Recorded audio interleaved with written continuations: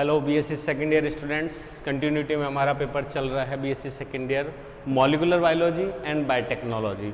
और मॉलिक्यूलर में unit first हमारी अभी रनिंग में है और यूनिट फर्स्ट में हमने यहाँ पे पढ़ लिया है डीएनए की स्ट्रक्चर को, ठीक है, डीएनए की प्रॉपर्टीज़ को, biological, physical and chemical natures, ठीक है। अब यहाँ पे एक नई चीज़ आ रही है जो कि यूकैरियोटिक डीएनए की फोल्डिंग्स को समझा रही है, डीएनए की एक्चुअली में जो बाहर की मॉर्फोलॉजी है उसको समझ रही है। इसलिए आज के हमारे जो टॉपिक है उसका नाम है डीएनए न्यूक्लियोसोम।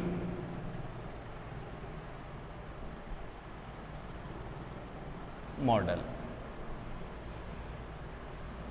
ठीक है, DNA nucleosome model. Nucleosome model के लिए हल्की सी अगर अपन व्याख्या करें तो कह सकते हैं कि जो यूकैरियोटिक डीएनए है वो बहुत लार्ज है और इस डीएनए के अंदर अकेला डीएनए नहीं होता, ये कुछ प्रोटीन, विशेष प्रकार के बंधनकारी प्रोटीन्स के साथ में इंटरेक्ट होकर बनता है और वही संरचना जो है वो डीएनए को एक तरीके से स्थायित्व प्रदान करती है और लार्ज डीएनए को फोल्डिंग्स के रूप में भी रखती है और इसी को हम बोलते हैं न्यूक्लियोसोम।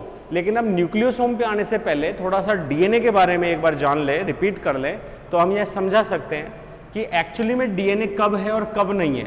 इसके लिए हम एक बार सेल साइकिल की ओर चलते हैं।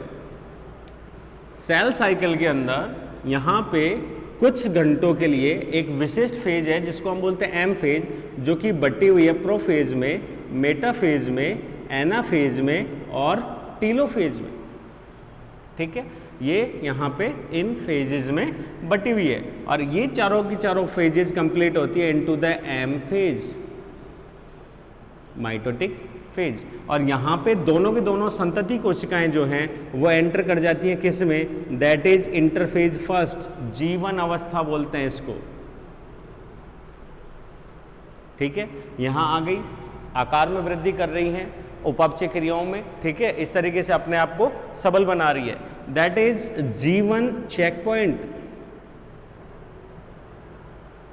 यहां से एंट्री करने के बाद ये अगेन जीवन में ही आगे बढ़ेगी और अब तक तो ये जीवन में उन सारी चीजों को बना रही थी जो खुद की कोशिका की मेटाबॉलिज्म के लिए जरूरी है, एनर्जी के लिए जरूरी है, स्टोरेज के लिए जरूरी है, आयतन में वृद्धि के लिए जरूरी है, क्लियर है। लेकिन चेक पॉइंट के बाद में अब ये वो नेसेसरी प्रोटीन्स एंड आरएनएज का संश्लेषण करती है जो कि एस फेज के लिए आवश्यक है, दैट इज एस फेज, जिसे हम सिंथेटिक अवस्था भी बोलते हैं, synthesis, that is responsible for the DNA replication stage, ठीक है। तो ऐसे में यहाँ पे जीवन भी कंटिन्यू चल रही है, आरएनए एंड प्रोटीन्स का संश्लेषण भी हो रहा है, कोशिका का आकार में वृद्धि हो रही है, उसी के साथ में यहाँ पे डीएनए का संश्लेषण हो रहा है।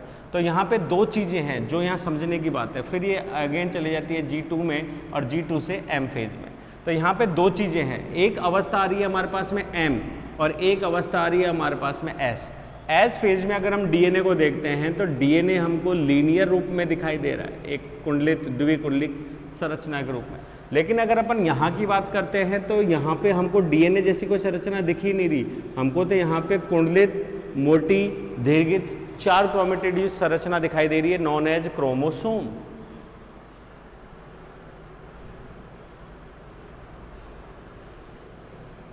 क्लियर है, दैट इज क्रोमोसोम। तो ये दोनों संरचना अगर हम मॉर्फोलॉजिक रूप में देखें तो दोनों एक दूसरे से दूरस्थ हैं, बिल्कुल एक दूसरे से लिंक हमको समझ में नहीं आ रहा। इसी चीज़ जो यहाँ से यहाँ तक का जो मॉडिफिकेशन है या यहाँ से यहाँ तक का जो मॉडिफिकेशन है उसी को ही हम फोल्डिंग्स के रूप में समझने की कोशिश करते हैं। क्लियर है, यहाँ तक हमको दो ही स्टेज दिख रही हैं। अगर हमें डीएनए का संरचना देखनी है तो हमें आना पड़ेगा एस फेज में, हमें गुणसूत्र की संरचना देखनी है तो हमें जाना पड़ेगा एम फेज में। एक तो ये बात को ध्यान रखिए। दूसरा, हम चलते हैं प्रोकैरियोट्स और यूकैरियोट्स के डीएनए के बीच में तुलनात्मक अध्ययन।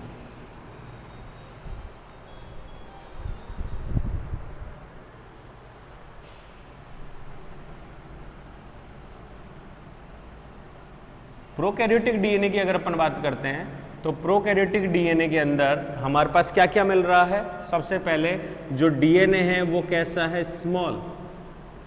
दूसरी बात अगर अपन बात करें यूकैरियोट से,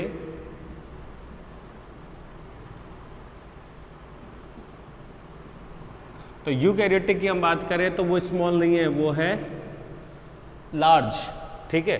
दूसरी बात अगर अपन इसमें बात करें तो ये कैसा है, सर्कुलर। यहां अगर अपन बात करते हैं तो ये कैसा है, लीनियर। तीसरी बात हम यहाँ पे करते हैं तो ये कैसा है, एक तरीके से डबल हेलिक्स तो खैर है ही, स्मॉल एंड डबल स्ट्रैंड, ये भी डबल स्ट्रैंड, ये डीएनए तो हम सदैव डबल स्ट्रैंड रहेगा, सिंगल स्ट्रैंड रह नहीं सकता, आरएनए ही रह सकता है। तो ये हो गया कैसा, क्या बोलते हैं, नेक्ड। और यहां पे एक वर्ड आता है दैट इज पैक्ड।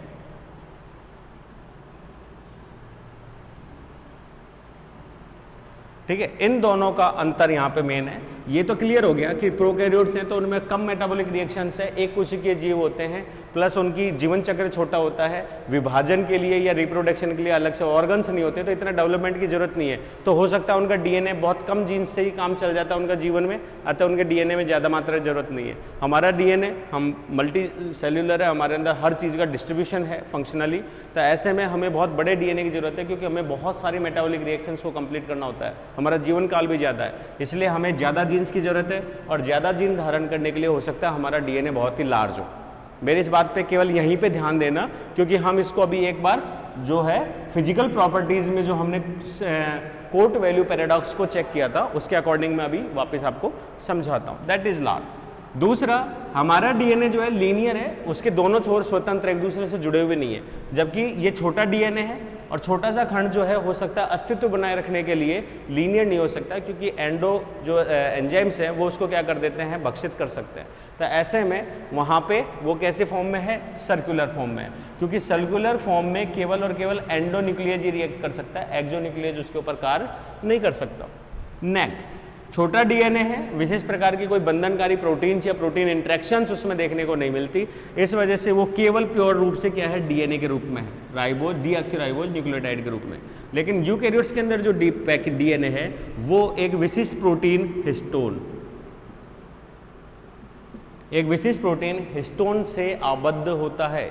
ये प्रोटीन्स इसको एक तरीके से आलंबन भी दे रही है, इसको क्या बोलते हैं, प्रोटेक्टिव लेयर के रूप में भी दे रही है, रेडिएशन से भी बचा रही है, उसके अलावा इसको एक फोल्डिंग दे रही है, जिसकी वजह से बहुत बड़ा डीएनए जो है वो छोटे से न्यूक्लियस में समाकलित हो सकता है। उसी पैकिंग को हम समझेंगे यहाँ पे न्यूक्लियोसोम के रूप में। ये हो गया। अब इसके बाद एक वर्ड और आता है यूकैरियोट्स के अंदर, जिसके लिए अगर हम बात करें तो क्रोमेटिन,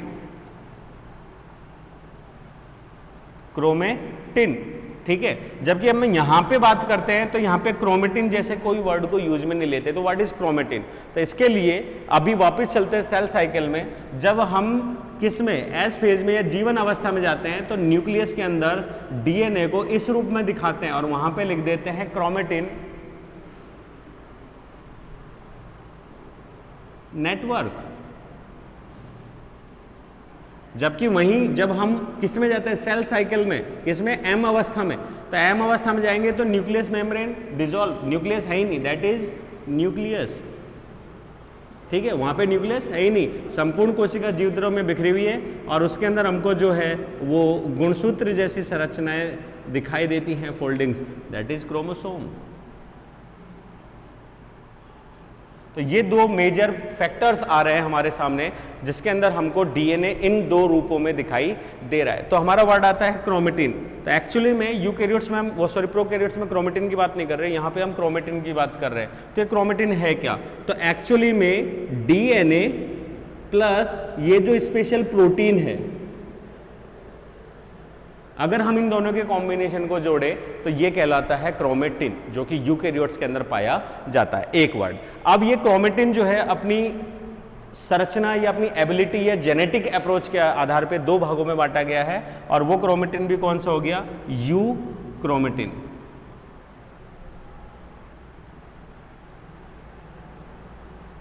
एंड हेटेरो क्रोमेटिन। तो यूक्रोमेटिन एंड हेटेरोक्रोमेटिन ये लगभग जो है 25 से 40% हिस्सा बनाता है मात्र जो कि जेनेटिकली एक्टिव है। गुणसूत्र का जो मेन भाग है वो यही होता है, क्रॉसिंग ओवर एंड लिंकेज जो है वो इसी के अंदर होते हैं, जीन्स इसी के अंदर होते हैं, यही एक्सप्रेस होते हैं और दूसरी पीढ़ी में जाके एक्सप्रेस होकर यही उस नए जीव की उत्पत्ति करते हैं या उसकी प्रोटीन संश्लेषण करके मेटाबॉलिक रिएक्शंस को कंप्लीट करते हैं। These are genetically active. और ये संरचनात्मक प्रोटीन है जो आनुवांशिक रूप से सक्रिय नहीं है, संरचना सेम है लेकिन आनुवांशिक रूप से सक्रिय नहीं है। और ये गुणसूत्र के centromere, telomere, secondary constriction, satellite DNA आदि जो भाग होते हैं उसको यही बनाता है। लगभग 60% तक का जो भाग है वो इसी के द्वारा बना हुआ होता है। तो ये एक अलग चीज़ है, लेकिन हमको यहाँ पे समझना है कि डीएनए, तो ये हो गया हमारा कंप्लीट यूकैरियोटिक डीएनए।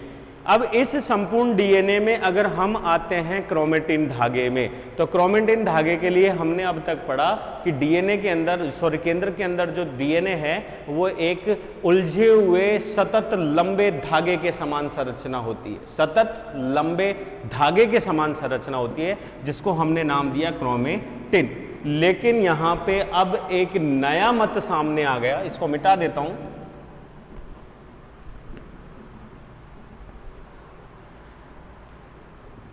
अभी कोट वैल्यू की बात करेंगे पैराडॉक्स की। तो यहां एक नया मत सामने आ गया और वो जो नया मत है वो ये सुझाव देता है लगभग 1925 में ही उडेट एंड वुडकुक, लगभग 1925 में, जब इलेक्ट्रॉन माइक्रोस्कोप की पूर्ण रूप से खोज नहीं हुई थी, अपने द्वारा बने हुए संयुक्त सूक्ष्मदर्शी द्वारा जब इन्होंने देखा तो उन्होंने ये अनुमान लगाया या इन्हें इस तरीके से प्रत्यक्ष हुआ कि जो क्रोमेटिन धागा है वो कंटिन्यूअस नहीं है, वो एक निश्चित दूरी के बाद में उसमें एक उभरी हुई संरचना है, Beed like structures. Beed like, Beed को बोलते हैं जैसे धागे के अंदर कोई गांठ लगी हुई हो और एक निश्चित दूरी पे गांठ हो या एक उभरी हुई संरचना के रूप में हो। तो उन्होंने कहा कि जो क्रोमेटिन धागा है वो एक सतत संरचना के रूप में नहीं है, उसमें धागे एक फिक्स अंतराल के बाद में एक बीड जैसी संरचना जो है वो दिखाई देती है। अर्थात ये संरचना बिल्कुल कैसी दिखाई दे रही है, नेकलेस के समान, मोती की माला। इस माला में एक निश्चित धागे में एक मोती प्राया हुआ है, इस तरीके से क्रोमेटिन की संरचना दिखाई देती है। उनके इस कार्य को ज्यादा महत्वता नहीं मिली, इलेक्ट्रॉन माइक्रोस्कोप की खोज नहीं हुई थी, डीएनए के ऊपर ज्यादा लोगों का ध्यान नहीं था। क्लियर है? तो ऐसे में ये चीज के लगभग बहुत दिन बाद, 1925 भी नहीं तो उससे पहले की बात है ये, ठीक है, तो यहाँ पे उस चीज को रोक दिया गया, ज्यादा ध्यान नहीं गया। फिर उसके बाद में यहाँ पे साइंटिस्ट आए हैं कॉरेनबर्ग, ठीक है, एन थॉमस, लगभग 1975। इस साल को अगर आप याद करें तो ये एक तरीके से 1953 Watson and Crick DNA model जो आया था, मॉलिक्यूलर मॉडल, और उसके बाद में डीएनए की replication, Watson and Crick DNA जो मॉडल था 53 में, डीएनए मॉलिक्यूलर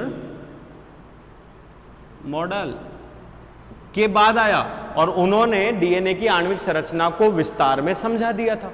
क्लियर है? ये सारी चीज हो गई। तो ऐसे में यहां पे इनके लिए काफी आसान हुआ और इन्होंने जो है वो क्या काम किया, जो अपन को यहां स्पेशली ध्यान रखना है, उन्होंने डीएनए प्लस प्रोटीन की पैकिंग को समझाया। जो थॉमस ने मोतियों की माला बताई थी और उसमें जो मोती समान संरचना बताए थे, उनको उन्होंने प्रोटीन बताया, विशेष प्रोटीन, और डीएनए को बताया डीएनए, और इस लिंकर डीएनए में प्रोटीन की संरचनाओं की पैकिंग को समझाया। क्लियर है? फिर इसके बाद में वापस उडेट और उनके सहयोगी एटेल लगभग 1975 में इस पे दोबारा रिसर्च करते हुए आए और उन्होंने इस चीज को नाम दिया न्यूक्लियोसोम। न्यूक्लियोसोम क्यों नाम दिया? क्योंकि केंद्रक में, न्यूक्लियस में जो क्रोमेटिन है उस पे एक विशिष्ट संरचना बाइंडेड है, ठीक है, और वो विशिष्ट संरचना की जो पैकिंग है जिसको उन्होंने नाम दिया NU बॉडीज, NU बॉडीज, ये नाम दिया उन्होंने। और इस NU बॉडीज की वजह से इसका नाम पड़ा न्यूक्लियोसोम। न्यूक्लियो मतलब न्यूक्लियस, सोम का मतलब हो गया बॉडीज या काय, तो इसका नाम हो गया न्यूक्लियोसोम। और ये DNA की पैकिंग को समझाता है। अब एक व्याख्या और समझने के लिए नॉर्मली कि DNA की पैकिंग की जरूरत क्यों है, तो DNA की पैकिंग की अगर हम बात करें तो इनटू द कोट वैल्यू या पैराडॉक्स की हम बात करें तो हमारा जीनोम बहुत बड़ा है, ठीक है, और बैक्टीरिया का जीनोम हमारी तुलना में बहुत ही छोटा है। ऐसे में जब हम उसकी कोट वैल्यू निकालते हैं या उसका पैराडॉक्स निकालते हैं तो पैराडॉक्स वैल्यू है जो कि रिपीटेटिव DNA का पता लगाती है। क्लियर है? तो ऐसे में हमने देखा कि हमारे DNA में लगभग 40 से 40 भी नहीं और भी 35 से लगभग 75% तक, कम कर लेते हैं 80% तक जो है, 75 ही ठीक है, DNA की मात्रा जो है वो रिपीटेड कॉम्बिनेशन में जाती है। क्लियर है? तो इसका मतलब अगर 75% रिपीटेड है, इसका मतलब 25% ही तो ओरिजिनल हुआ, बाकी तो उसका रिपीटेशन है। और 25% को अगर अपन कंट्रोल लेते हैं एक आकलन के रूप में, तो ये 25% उतना ही है जितना एक बैक्टीरिया में होता है, उससे थोड़ा अधिक, मतलब उसके समतुल्य, समकक्ष। तो ऐसे में सबसे बड़ा सवाल ये आता है कि जब हमारा DNA इतना बड़ा है तो इतने बड़े DNA की जरूरत क्या थी जब उसमें रिपीटेशन है। क्लियर है? तो उस चीज को हम समझ सकते हैं म्यूटेशन से भी, उसको हम समझ सकते हैं हमारी एज के हिसाब से भी, क्योंकि जरूरत पड़ने पर ही जीन्स का क्या होता है, एक्सप्रेशन होता है। तो उस हिसाब से यहाँ पे रिपीटेड DNA की आवश्यकता पड़ी होगी। तो यहाँ पे अगर एक कैलकुलेशन लें तो बैक्टीरिया के जीनोम का पिकोग्राम अगर लेते हैं तो ये लगभग आता है 4.6 इंटू 10 की पावर 6, ठीक है। और अगर हम हमारे की बात करते हैं तो हमारा आता है लगभग 3.5 इंटू 10 की पावर 12, और वो भी किस में, 2n में। अगर हम n में लेते हैं तो ये लगभग आता है 1.7 इंटू 10 की पावर 12 n कंडीशन में, ह्यूमंस में, ठीक है। जियामेज या अगर माउस के लिए तो सेम ही है, थोड़ा सा कम है, जैसे 1.6 के आसपास है माउस में, मेज की बात करें तो 1.2 के आसपास है। तो यहाँ पे ये कैलकुलेशन आती है। और अगर इसी को अगर अपन बेस पेयर्स के रूप में लें तो यहाँ पे बेस पेयर्स कुछ हजार की संख्या में है, और हमारे बेस पेयर्स की अगर हम तुलना करें तो हमारे बेस पेयर हमको मिलते हैं लगभग 5.5 इंटू 10 की पावर 9 के आसपास। ये बेस पेयर्स है हमारे, ठीक है। तो इतने बड़े बेस पेयर्स बैक्टीरिया की तुलना में बहुत ज़्यादा है। तो बैक्टीरिया के अंदर मल्टीपल कॉपीज मिल सकती हैं, प्लस उसमें केंद्रक नहीं है। हमारा जीनोम बहुत बड़ा है, ऐसे में DNA की फोल्डिंग्स की हमें ज़रूरत थी इतने बड़े DNA को संभालने के लिए। इसको एक एग्जाम्पल से समझिए। पतंग उड़ाते हैं सभी बच्चे, तो ऐसे में एक बहुत पतंग का धागा एग्जाम्पल ले लेते हैं, या सिलाई का बिल्कुल बारीक जो धागा आता है सिलाई का, वो एग्जाम्पल ले लेते हैं। वो एक गट्टी के अंदर रोल्ड है, ठीक है, एनरोल हो रखा है, एक छोटी सी गट्टी के रूप में वो एनरोल है, कहीं कोई दिक्कत नहीं है। वहीं अगर हम एक दूसरी चीज करें कि उस गट्टी में से उस धागे को निकालें और निकालने के बाद नीचे उसको फ्लैट पटक दें नीचे, तो क्या होगा, ये धागा आता जाएगा और एक मन में आए जैसे एक कुंडलन या लूप्स के रूप में उसके ऊपर गिरता जाएगा। और कुछ टाइम ऐसा आ जाएगा कि धागे की अनकॉइलिंग की वजह से वो इतना ज़्यादा हो जाएगा कि आपको उसका एक तरीके से फाइब्रिकेशन का भी पता नहीं होगा और आप उसके छोर को भी खो चुके होंगे। क्लियर है? ऐसे में अगर ये धागा अनटच है, मूवेबल नहीं है, नॉर्मल पड़ा हुआ है, तो ऐसे में आप इसके इस धागे के छोर को उठाइए और इसको धीरे धीरे उठाइए। इसकी सारी लेयर्स जो हैं, जो 1 बाय 1 उसके ऊपर गई हैं, वो एक एक करके उड़ जाएंगी, कोई दिक्कत नहीं आ रही। आप पूरे धागे को वापस क्या कर सकते हैं, समेट सकते हैं, कोई दिक्कत नहीं। लेकिन अगर इस धागे को आपने थोड़ा सा मैश कर दिया या हिला दिया तो ये जो लूप्स हैं ये एक दूसरे में क्या हो जाते हैं, इंटरलॉक हो जाएंगे, और ऐसे में संपूर्ण धागा जो है क्या है, उलझ जाएगा एक गुच्छे के रूप में। आप कभी भी उस धागे को सुलझा नहीं पाएंगे, और अगर सुलझाएंगे तो बहुत ज़्यादा लेबरस हो जाएगा, बहुत ज़्यादा टाइम निकल जाएगा। क्लियर है? ये हो गया धागा। ऐसे में यहाँ पे हमने एक मोटिव अपनाया, और वो कुंडलन क्या था, उस कुंडलन या अनुकल्प की अगर अपन बात करें तो हमने उसके अंदर एक विशेष प्रकार की संरचना बनाई। हमने उस धागे को नीचे डालने की जगह हमने उसको धागे को हाथ की अंटी के अंदर क्या कर दिया, लपेट दिया। तो इस स्ट्रक्चर को अगर अपन देखें तो वो इस तरीके से लपेट रहा है, और लगातार फोल्डिंग्स एक के ऊपर एक ओवरलैप होती जा रही हैं और ओवरलैप होने के बाद फाइनली धागे का ये छोर हमको यहाँ पे मिल रहा है, जिसको हम यहाँ पे एक लूप के रूप में गांठ लगा देते हैं प्रोटीन्स के रूप में। क्लियर है, हो गया ये सारा। तो ऐसे में आप दोनों स्ट्रक्चर्स को देख सकते हैं, बड़े से बड़ा धागा भी छोटी सी जगह में क्या हो चुका है, कुंडलित हो चुका है, उसको आसानी से संभाला जा सकता है। क्लियर है, लेकिन इसको संभाला नहीं जा सकता, उलझने का डर रहता है। रेप्लिकेशन में दिक्कत आएगी, ट्रांसक्रिप्शन में दिक्कत आएगी, प्लस डीएनए रिपेयरिंग में दिक्कत आएगी। तो यहाँ पे शायद इन फोल्डिंग्स की जरूरत क्यों पड़ी लार्ज डीएनएज को, क्योंकि डीएनए बहुत बड़ा था और केंद्रक, क्योंकि प्रोकैरियोट्स के अंदर तो केंद्रक ही नहीं था, संपूर्ण कोशिका कहीं पे भी जाओ, लेकिन यहाँ पे तो एक निश्चित कोशिकांग मिल गया केंद्रक, जिसके अंदर ही फिक्स होना था। तो इतने बड़े अमाउंट के डीएनए को एक छोटे से केंद्रक में सिमटने के लिए हमें कुछ मोटिव्स की जरूरत थी। ठीक है, और वही मोटिव जो है वो कहलाया बाय ऊडेट न्यूक्लियोसोम, जिसमें बहुत बड़े डीएनए को एक छोटी सी जगह में क्या किया गया, कुंडलित करके रखना संभव हो सका। प्लस डीएनए रेप्लिकेशन और डीएनए ट्रांसक्रिप्शन के दौरान उस डीएनए को पुनः अनफोल्डिंग भी किया जा सकता है, अनफोल्डिंग करके ट्रांसक्राइब करके वापस फोल्डिंग करके वापस रखा जा सकता है, जिससे बड़ी चीज को छोटी जगह में आसानी से समाकलित किया जा सका।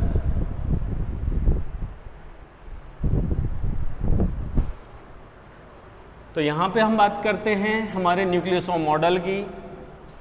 तो जो ऊडेट ने एंड कॉरेनबर्ग ने समझाया, उसके अंदर इन धागे जैसी संरचनाओं को, या जो न्यूक्लियोसोम संरचना है, इसको मिटा देता हूँ। न्यूक्लियोसोम जो संरचना थी उसको समझने के लिए उन्होंने इस संपूर्ण संरचना को दो भागों में बांटा। न्यूक्लियोसोम की संरचना को समझने के लिए उसे दो भागों में बांटा। फर्स्ट इज कोर पार्टिकल,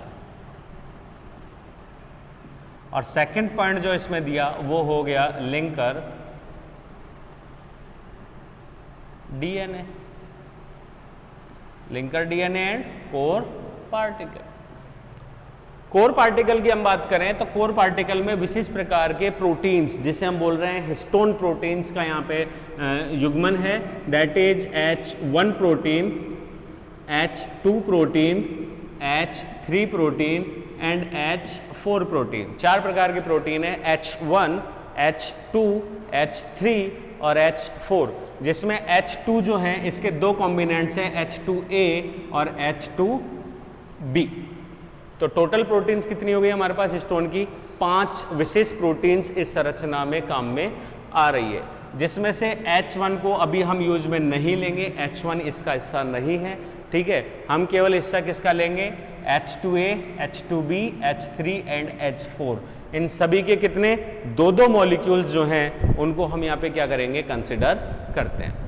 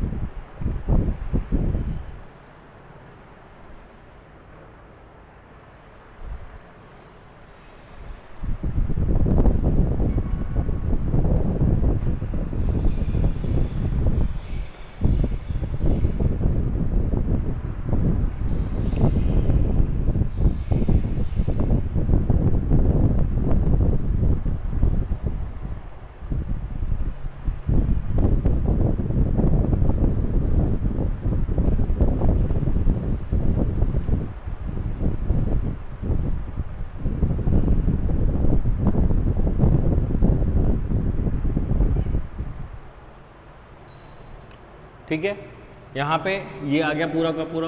दूसरा हम बात करें तो लगभग जो कोर पार्टिकल है जिसमें ये हिस्टीन प्रोटीन्स है, ये इस संरचना को 80% एल्कलिक क्षारीयता प्रदान करते हैं। ठीक है, किसकी वजह से? क्योंकि इनके जो हिस्टोन प्रोटीन है उसमें अमाइनो एसिड्स में आर्जिनिन तथा लाइसिन की मात्रा जो है वो अधिक होती है।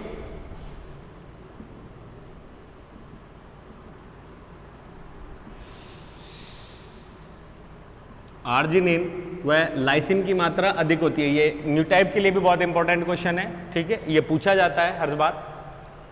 तो इसकी वजह से इस संरचना की एल्किलिक क्षारीय प्रॉपर्टी जो है वो बढ़ जाती है। ये हो गया। अब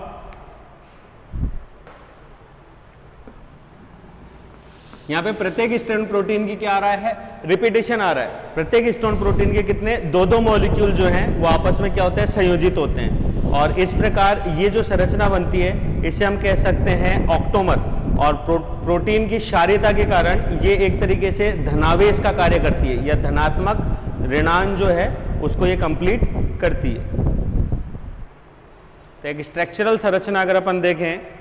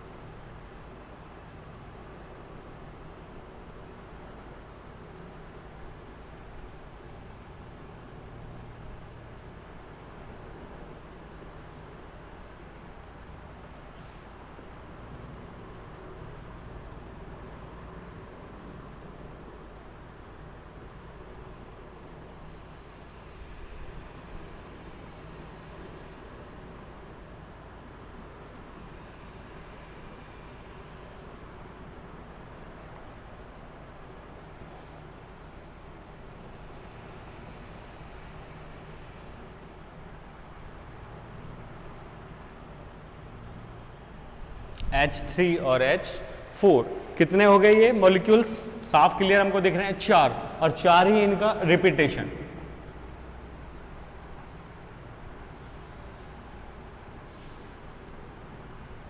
ये हो गया H2A का रिपीटेशन,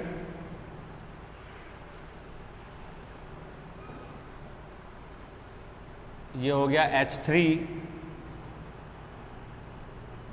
H4 और H2A का इसके पीछे की ओर।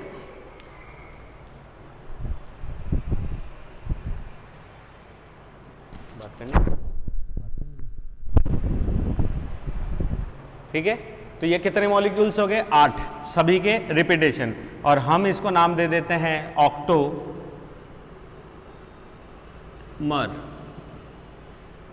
ठीक है। और एक्चुअली में बेसिक कंसेप्ट इसकी हम बात करें तो ऑक्टोमर अभी नाम नहीं दे रहे, हम इसको नाम दे रहे हैं कोर पार्टिकल बेसिक, जो कि एक क्षारीय प्रकृति का है।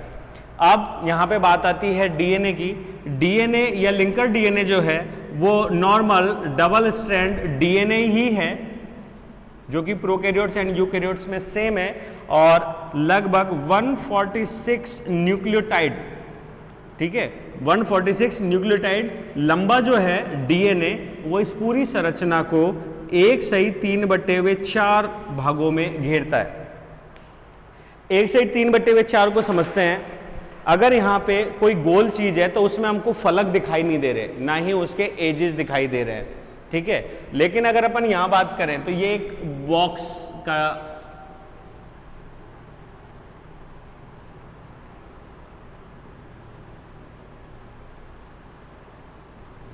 ठीक है, ये हुआ,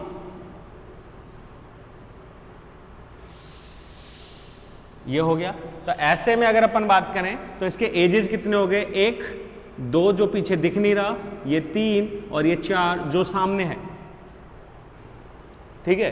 तो ऐसे में अगर हम एक चक्कर की बात करें तो चक्कर चाहे किसी गोल चीज के लगे या किसी आयताकार चीज के, या फिर किसी वो आयताकार चीज के या किसी वर्गाकार चीज के, तो ऐसे में कंप्लीट होना होता है यहां से स्टार्ट होके यहां जाके वापस आते हैं, तो ये हुआ कंप्लीट 1 साइकिल। ये हो गई हाफ, वो चौथाई, आधी, 3/4 और ये हो गई पूरी की पूरी 1। और वही साइकिल के साथ होता है, इनिशिएशन पॉइंट से वहीं आके वापस अगर खत्म होता है, दैट इज एक साइकिल। तो यहाँ पे अगर हम किसी चीज से, लचीली चीज लाइक डीएनए या लिंकर से अगर हम इसको जोड़ रहे हैं, तो ये अपने एक फलक पे, फिर दूसरे पे, फिर तीसरे पे, और वापस जब चौथे पे उसी पॉइंट पे आएगा, दैट इज वन साइकिल। इसको हम डीएनए लिंकर मानते हैं, दैट इज ऑक्टेन। ठीक है, ऐसे में ये इस फलक से स्टार्ट हो रहा है, ये हो गया इस फलक से स्टार्ट। ठीक है, ये कंप्लीट 2, 3 और ये हो गया इसका चौथा हिस्सा। ठीक है, कंप्लीट 1 चक्कर। फिर वापस इसने क्या किया, एक कंप्लीशन और लिया और इस फलक से आके और इस फलक से बाहर हुआ है, दैट इज 3/4। कंप्लीट चक्कर नहीं हुआ। अगर ये यहां आ जाता तब तो हम इसको बोलते हैं कंप्लीट चक्कर, लेकिन ये कितना है, यहां से निकल जाता, ये हो गया 1.5 चक्कर और ये हो गया 1.25 चक्कर। तो 1.25 चक्कर देकर ये क्या हो जाता है, साइकिल्स, बाहर निकल जाता है।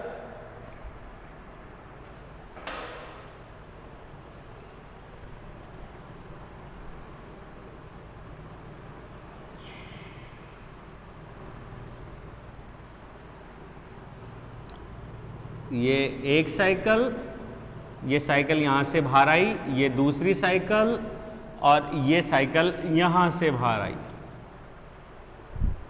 क्लियर है? कितने हो गए, 1 सही 3/4। ये एक कंप्लीट रेवोल्यूशन और ये दूसरा 3/4, 3/2 जो है वो रेवोल्यूशन यहां पे क्या हुआ, कंप्लीट हुआ। और इस संपूर्ण संरचना में जो ऑक्टेंट के चारों तरफ राउंड लगा रहा है, उसमें डीएनए में न्यूक्लियोटाइड्स की संख्या कितनी आ रही है, 146। ये जातिगत, जो अलग अलग प्रकार की जाति या अलग अलग स्टेज की जो सेल्स है, उनके अंदर ये संख्या कुछ भिन्न हो जाती है। क्लियर है? लेकिन नॉर्मली यही रहती है। अब इसी स्ट्रक्चर को अगर अपन मॉलिक्यूलर स्ट्रक्चर के रूप में बनाना चाहें, बाकी ये ठीक है एग्जाम के लिए भी, मॉलिक्यूलर स्ट्रक्चर में अगर अपन इसको कन्वर्ट करना चाहें तो ये हो जाएगी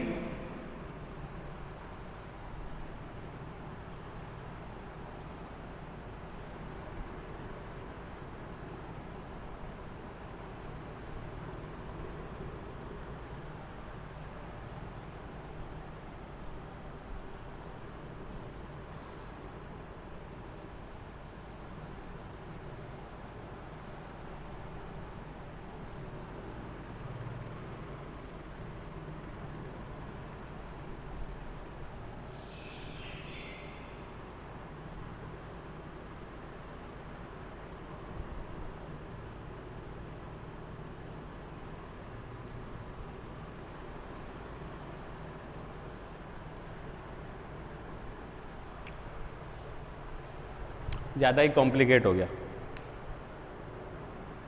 सिंपल ही बना लेते हैं पूरे डायग्राम को।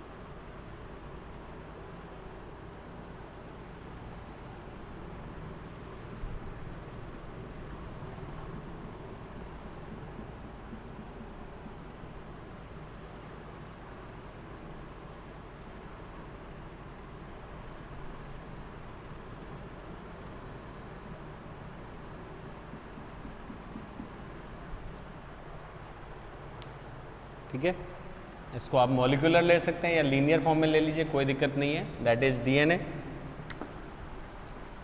मॉलिक्यूलर में लेंगे तो इस तरीके से,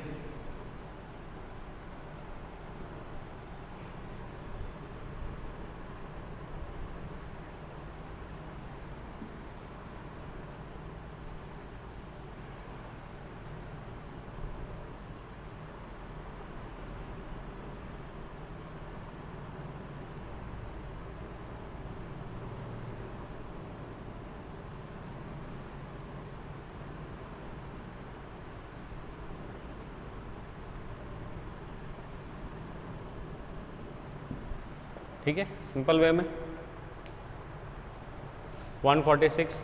अब बात आती है जो कोर पार्टिकल में एक हिस्टोन प्रोटीन और था, दैट इज H फर्स्ट, इसके लिए है। तो ये पूरी जो संरचना है ये हमारी क्या कहला रही है, ऑक्टेंट या ऑक्टोमर। ये संरचना हमारी क्या कहला रही है, ऑक्टोमर। और इस ऑक्टोमर में लिंकर डीएनए, तो ऑक्टोमर प्लस लिंकर डीएनए, ये संरचना क्या कहलाती है, न्यूक्लियोसोम। और न्यूक्लियोसोम में एक्चुअली में क्या क्या आ गया, न्यूक्लियोसोम के अंदर हमारे पास हो गया 2 मॉलिक्यूल H2A के, 2 मॉलिक्यूल H2B के, 2 मॉलिक्यूल H3 के और 2 मॉलिक्यूल H4 के, प्लस लिंकर डीएनए कितना है 146 बेस पेयर या न्यूक्लियोटाइड लार्ज डीएनए जो है। ये समझ संरचना मिलकर एक संरचना बना रही है, बीट लाइक स्ट्रक्चर जो हमें बाहर से दिखाई देती है, वो संरचना यहाँ पे क्या कहलाती है, न्यूक्लियोसोम। और ये जो लिंकर डीएनए है ये इन 8 मॉलिक्यूल्स या 8 पार्टिकल्स को टाइटली क्या कर लेता है, कॉम्पैक्ट कर लेता है। और इसमें आता है डीएनए प्रोटीन इंटरेक्शन, अर्थात डीएनए के अंदर जो मेजर ग्रूव है, ये डीएनए की कुंडलन के कारण जो मेजर ग्रूव बनती है, जिसकी वजह से माइनर और मेजर ग्रूव्स बनती है, और ये मेजर ग्रूव जी है ये डीएनए प्रोटीन इंटरेक्शन में यूजफुल होती है। इसको सिंपल एग्जांपल से अगर अपन ले तो एक रेशम के धागे में अगर अपन गांठ लगाते हैं तो आप कितनी ही टाइट गांठ लगा दीजिए वो लूज हो जाती है। क्यों? क्योंकि वो बिल्कुल सतह उसकी कैसी है, चिकनी। क्लियर है? या किसी एक प्लास्टिक की रस्सी में अगर अपन गांठ लगाते हैं तो वो कैसे हो जाती है, लूज। वहीं अगर अपन एक मूंज की रस्सी लें या जो कोकोनट की रस्सी आती है उसके अंदर डीएनए के समान ग्रूव्स बने हुए आते हैं। ऐसे में अगर आप उसकी जो टाई है, उसकी गांठ है, उसको अगर आप बिल्कुल सॉफ्ट भी लगाते हैं तो भी वो कैसी रहेगी, लूज नहीं होगी। क्यों? क्योंकि उसके दोनों जो ग्रूव्स हैं, दोनों रस्सियों के जो गांठ या नोट में हमने डाली है, उसके ग्रूव्स एक दूसरे में क्या हो जाते हैं, एंटी लॉक। और वही सिस्टम डीएनए का है कि डीएनए की इस कुंडलन संरचना के कारण ये इन 8 मॉलिक्यूल्स को टाइटली क्या कर लेती है, कॉम्पैक्ट बना लेती है। बिल्कुल हमारे इस एग्जाम्पल के समान जो हमने यहां पे लिया,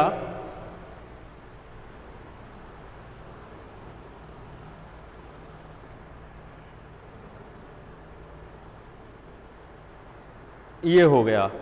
तो हमारे कितने ग्रूव्स थे यहाँ पे, 4.25। और 4.25 चक्कर में अगर हम यहाँ पे नोट लगा दें तो ये जो अष्टक संरचना है ये इस डीएनए के अंदर लूज तो है लेकिन निकल नहीं सकती, एक तरीके से टाइट कॉम्पैक्ट संरचना के रूप में आ जाती है। These are bead like structures. यहाँ अगर अपन एक और जोड़े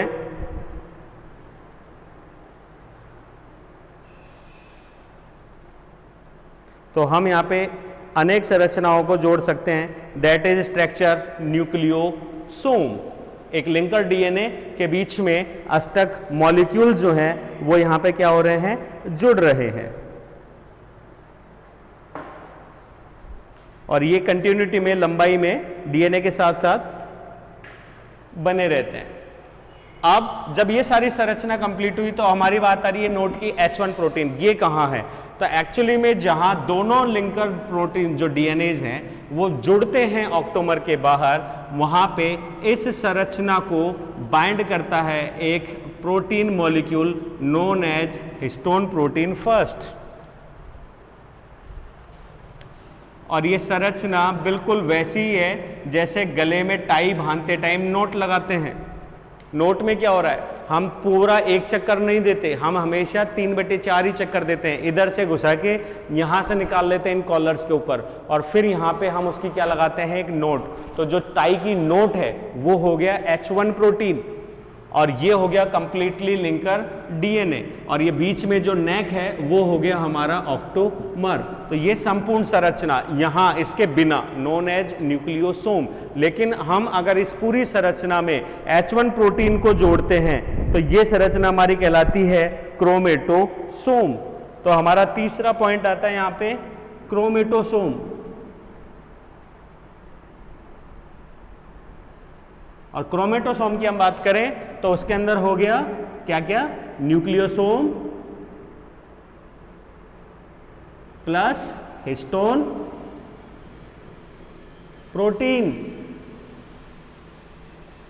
न्यूक्लियोसोम और हिस्टोन मिलके जो संरचना बनाते हैं दैट इज क्रोमेटोसोम, ठीक है। और न्यूक्लियोसोम के अंदर आ गया केवल linker DNA and core particle, और कोर पार्टिकल में आगे चारों के 2-2 मॉलिक्यूल हिस्टोन प्रोटीन्स के। और ऑक्टोमर जो है वो बना है केवल 4 मॉलिक्यूल्स के रिपीटेशन से, पुनरावृत्ति से, जो कि हिस्टोन प्रोटीन के सदस्य हैं।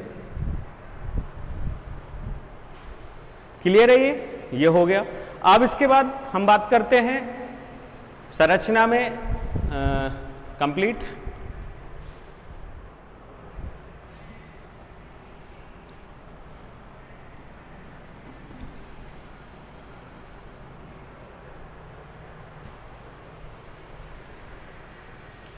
तो ये जो संपूर्ण संरचना है ये आती है लगभग 6 nm के व्यास में, और 11 nm जो है वो आता है इसका ऊंचाई या डायमीटर के रूप में, जिसको हम औसतन रूप में 10 nm स्ट्रक्चर के रूप में मानते हैं।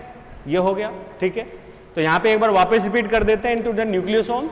न्यूक्लियोसोम के अंदर कोर पार्टिकल हिस्टोन प्रोटीन के रिपीटेटिव मॉलिक्यूल्स है, जिसमें पार्टिसिपेट करते हैं H2A, H2B, H3 और H4, इसके 2-2 मॉलिक्यूल्स। ये बनाते हैं एक अष्टक ऑक्टेंट। इस ऑक्टेंट को 146 न्यूक्लियोटाइड लंबा डीएनए जो है वो 1 से 3/4 कुंडलन में क्या करता है, कवर अप करता है। ये संपूर्ण संरचना कहलाती है न्यूक्लियोसोम। और न्यूक्लियोसोम के अंत में जहां पे प्रवेश करता है लिंकर डीएनए, वो इस संपूर्ण संरचना को क्या कर लेता है, टाई कर लेता है। एक्चुअली में न्यूक्लियोसोम का भाग नहीं है, लेकिन न्यूक्लियोसोम के बाहर पाया जाता है। और ये संपूर्ण संरचना जो है नोन एज क्रोमेटोसोम। यहां हो गई। अब इससे आगे सेम स्ट्रक्चर, ये दूसरे ऑक्टेंट,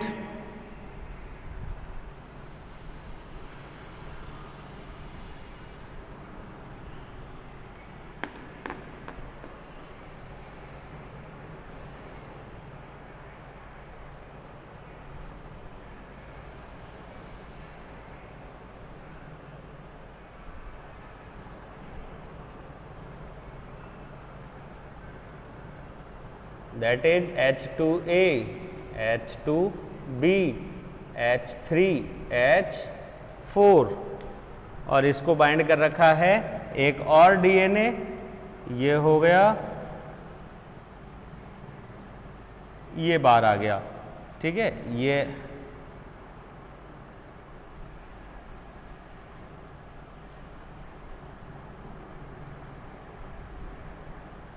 और इस संपूर्ण संरचना को घेरा है H1 लिंकर डीएनए ने।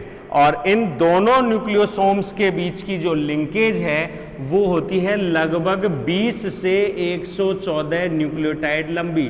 ये भी न्यू टाइप के लिए इंपॉर्टेंट है, जो अलग अलग जाति विशेष या अलग अलग प्रकार के न्यूक्लियोसोम्स में या स्टेजेस के ऊपर डिपेंड करता है। तो ऐसे हम इसको नॉर्मली 146 + 20 = 166 डीएनए मान लेते हैं एक न्यूक्लियोटाइड के अंदर, जो कि संख्या 20 से लगभग 140 तक हो सकती है या पाई जाती है। तो यहाँ पे एक डीएनए की लीनियर संरचना में हमने 2 न्यूक्लियोटाइड्स देखे। वहीं अगर इसको और कॉम्प्लिकेट संरचना बनाए तो हम इसको और ऐड कर सकते हैं। ये हो गया एक और स्ट्रक्चर, और इस एक और स्ट्रक्चर में ये हो गया डीएनए और इस डीएनए को ये बाइंड कर लिया किसने, H1 ने। ये हो गया H2A, H2B, H3, H4, ये लिंकर डीएनए, ये कंप्लीट। तो इसके लिए हम लिख सकते हैं that is 146 nucleotide long linker DNA, linker DNA हो गई कंप्लीट संरचना, दैट इज न्यूक्लियोसोम।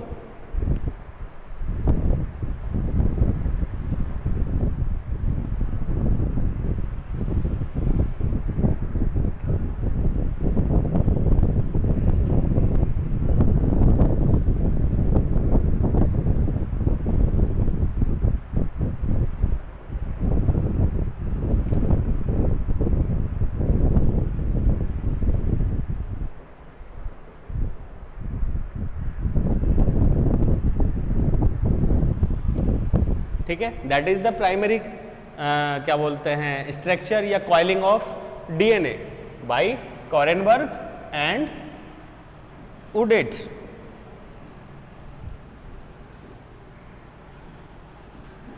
तो कॉरेनबर्ग के संरचना के अनुसार 10 nm की जो व्यास की संरचना थी, जिसे हम बीड कह रहे थे, मोती कह रहे थे, वो संरचना 8 हिस्टोन प्रोटीन्स और 146 न्यूक्लियोटाइड लंबा था। लेकिन अब इसके बाद में फिंच एंड क्लग लगभग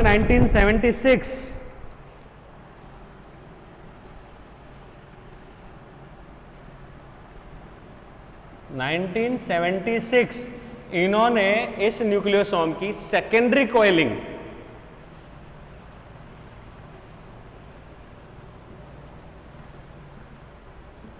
इस न्यूक्लियोसोम की सेकेंडरी कॉइलिंग संरचना को समझाया। ठीक है, और सेकेंडरी कॉइलिंग संरचना की अगर अपन बात करते हैं तो उसमें क्या हो रहा है, diagrammatically that is primary structure, और इस प्राइमरी स्ट्रक्चर में ये हो गया H1, कॉम्प्लिकेटेड हो गया, 2 पेन से बना देता हूं।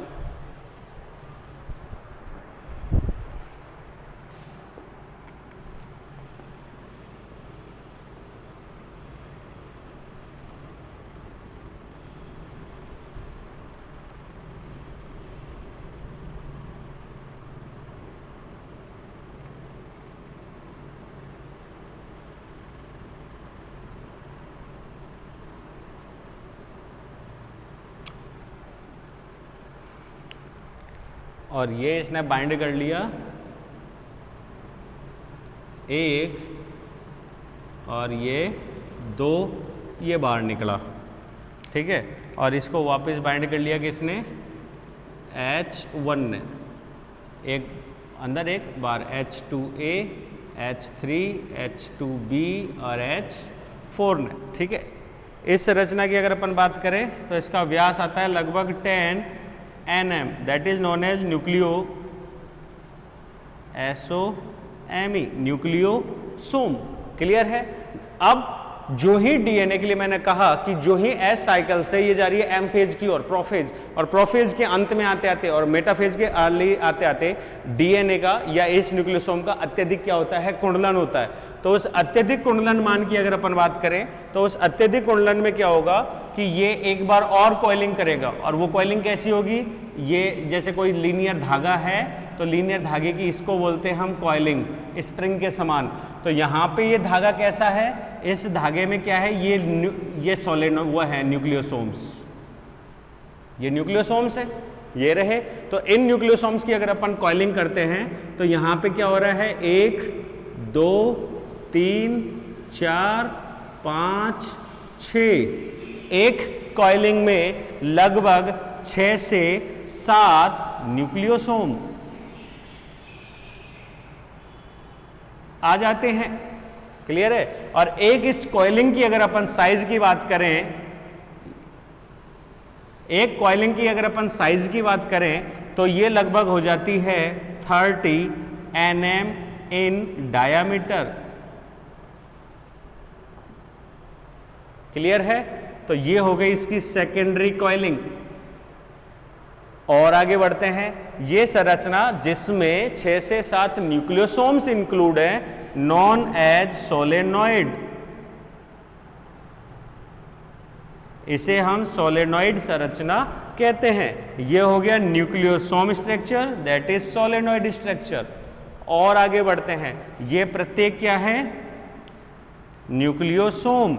इसको और इलिबरेट करें तो हम यहाँ ये बना सकते हैं, ये 4 मॉलिक्यूल्स हो गए और ये हो गया इनके ऊपर डीएनए का कुंडलन। बहुत ज़्यादा कॉम्प्लिकेट हो जाएगा, इसलिए उतना ही हमारे लिए काफ़ी है। अब ये एक संरचना को अगर हम ले लें,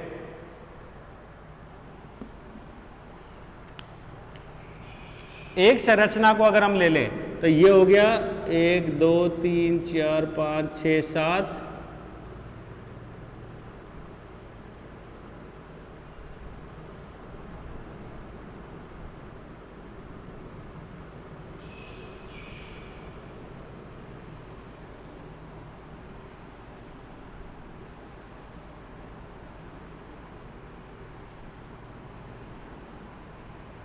ठीक है, ये हो गई हमारी स्ट्रक्चर। ठीक है, तो इस संरचना में अगर हम देखें तो आ रहे हैं लगभग 6 से 7 सोलेनॉइड।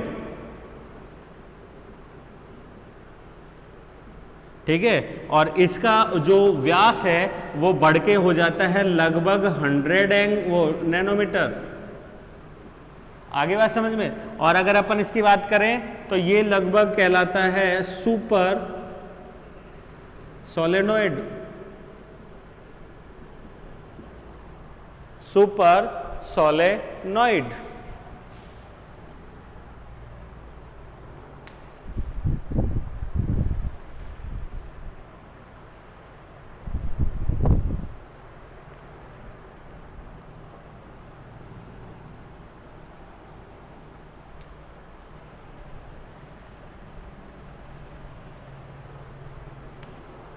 आगे बढ़ते हैं, व्यास बढ़ रहा है।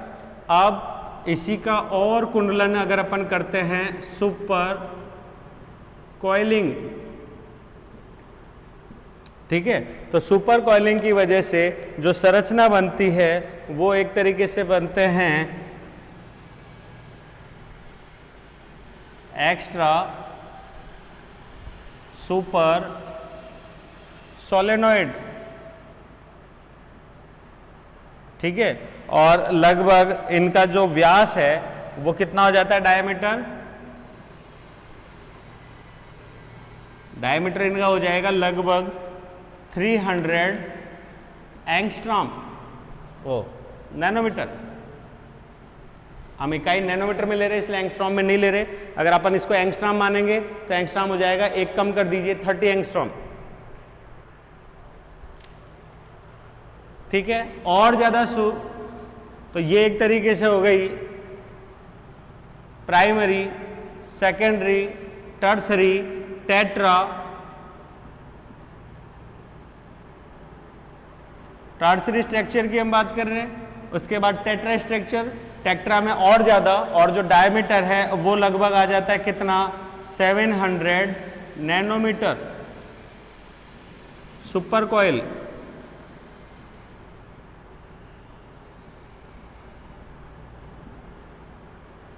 सुपर कॉइल में कितना आ जाता है, 700 nm। और 700 nm की हम बात करें तो और ज्यादा कुंडलन होने पर लगभग ये आ जाता है 1400 nm। और 1400 nm की हम बात करें तो ये बना लेता है एक अत्यधिक जटिल संरचना,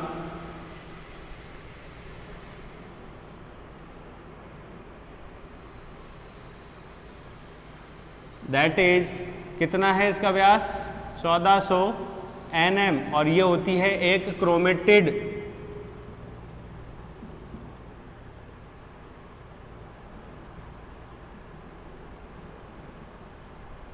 ये होती है एक क्रोमेटिड। क्लियर है, जिसको हम चित्रों में इस रूप में देखते हैं, केवल इस रूप में, दैट इज टीलोमियर। ये रहा टीलोमियर एंड। ठीक है, ये हो गया। अब यही टीलोमियर्स या क्रोमेटिड्स जो हैं, 4 क्रोमेटिड्स आपस में किसके द्वारा जुड़ जाते हैं? एक संपूर्ण हेटेरोक्रोमेटिन संरचना जिसको हम बोलते हैं सेंट्रोमियर। और ये 4 क्रोमेटिड जो है वो मेटाफेजिक टेट्राड के रूप में हमें दिखाई देते हैं। क्लियर है? संपूर्ण गुणसूत्र। तो कुल मिला के जो डीएनए है वो हिस्टोन प्रोटीन के लिपट कर बनाता है न्यूक्लियोसोम 10 नैनोमीटर। वही जो न्यूक्लियोसोम है वो वापस कुंडलन में आता है सोलेनॉइड। सोलेनॉइड संरचना 30 से जाती है 100 नैनोमीटर की संरचना पे सुपर सोलेनॉइड। और यही लगातार कुंडलन सुपर कॉइलिंग जो है वो टेट्रा, पेंटा, हेक्सा बार जाता है। अर्थात ये कुल मिला के किस में कन्वर्ट होते हैं? फिर एक जटिल संगठित संरचना क्रोमेटिड। और 4 क्रोमेटिड्स मिलकर बनाते हैं गुणसूत्र जो कि सेंट्रोमियर से जुड़े रहते हैं। तो हम कह सकते हैं कि एक्चुअली में गुणसूत्र यहां से वहां तक जो हम पहुंचे हैं ये गुणसूत्र है क्या चीज? तो इसका मतलब गुणसूत्र डीएनए का एक्स्ट्रा सुपर कॉइलिंग या अत्यधिक कुंडलन के फलस्वरूप बनी हुई एक संगठित संरचना होती है जो कि गुणसूत्र के रूप में होती है। और अब यहाँ पे एक चीज और है जो एक्स्ट्रा हम समझ सकते हैं। एक्चुअली में जीन क्या है? तो मान लीजिए ये कोई डीएनए है 5 प्राइम टू 3 प्राइम, और इस डीएनए पे हम जीन की बात कर रहे हैं तो हर जीन का एक इनिशिएशन, इलोंगेशन एंड टर्मिनेशन होना आवश्यक है। तो ऐसे में यहां से मान लीजिए यहां से यहां तक कोई जो पार्ट था वो था जीन ए।